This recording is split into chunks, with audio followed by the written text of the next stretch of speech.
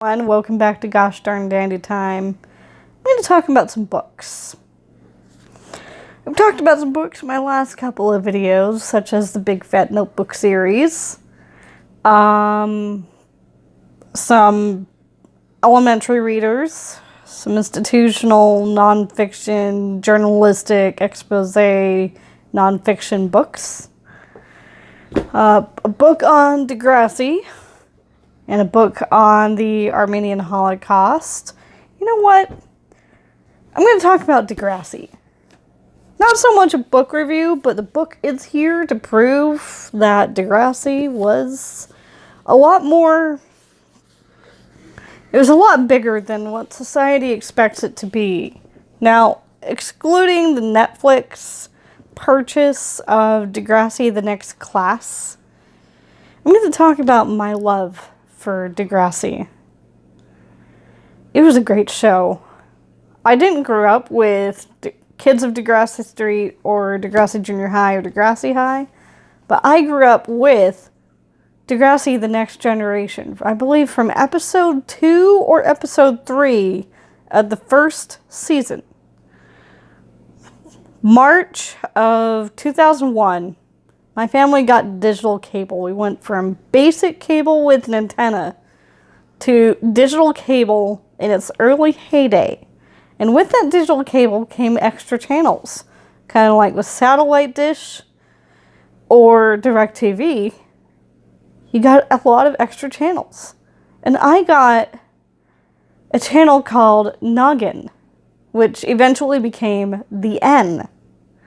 And Noggin was the digital cable channel of preschool and mainly preschool to second grade daytime TV shows.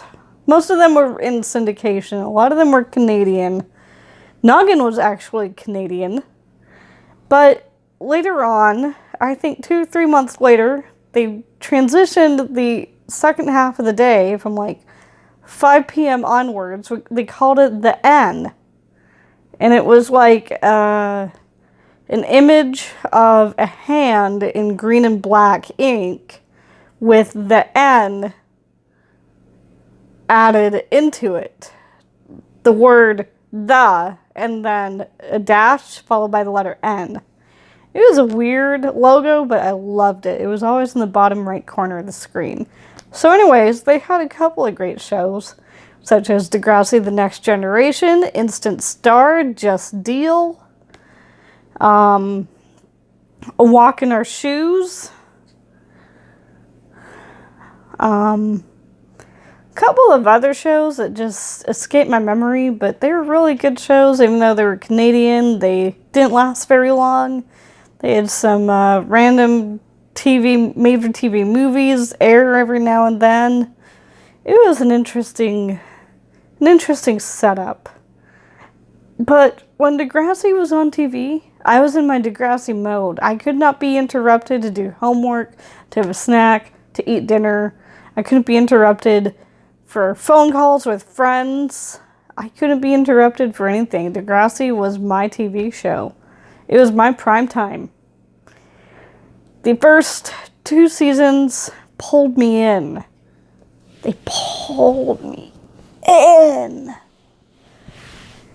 And then the 3rd season happened and they started elongating the episodes to 1 hour long episodes with some commercials, making most of the episodes about 48 minutes in runtime, which was great because it helped the stories move along, helped the stories build that story development, it helped the characters build that character development, helped rotate the characters and the teens of the show into different episodes so they could have different speaking parts here and there, or a camera shot, or they would just be within range of the camera, but maybe they wouldn't have any lines, they would just be there to show that continuity of the character development and the continuity of the story development. And I loved that. My favorite characters were, I guess, everyone from Emma to Spinner to Sean to Craig and Manny and Paige and Toby and JT. Degrassi The Next Generation was the shiznit. It was the bomb. It was my show. I loved it. It covered not just stereotypical teen TV show plot lines, but it had a lot of in-between small stories that weren't so much described in one word or a single sentence, but it really just covered that everyday life of the average teenager and preteen experiencing. The first season was 7th grade and 8th grade, but really seasons 2 through season 10 were 9th grade to 12th grade. I mean, the first 2 seasons covered 7th and 8th grade, but I think season 3, they changed it just to 9th grade to 12th grade.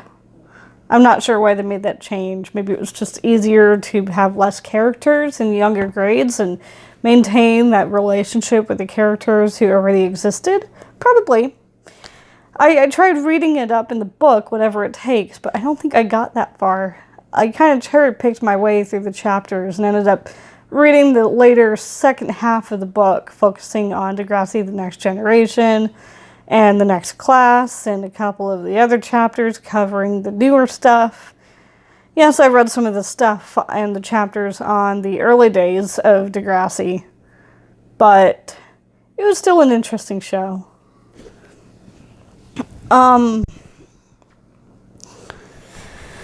What else am I going to say about Degrassi?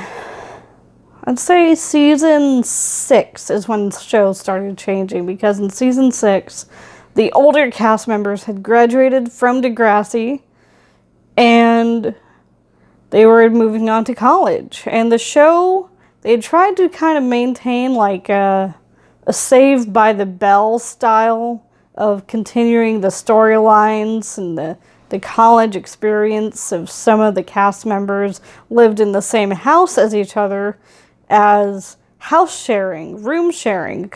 Someone else lived in a dorm, like Ellie lived in a dorm, but then the rest of the cast, Paige and Marco and Alex and Dylan, they lived in like a shared house on their campus. I mean, is that totally realistic of most college campuses in the U.S.? I don't know. I think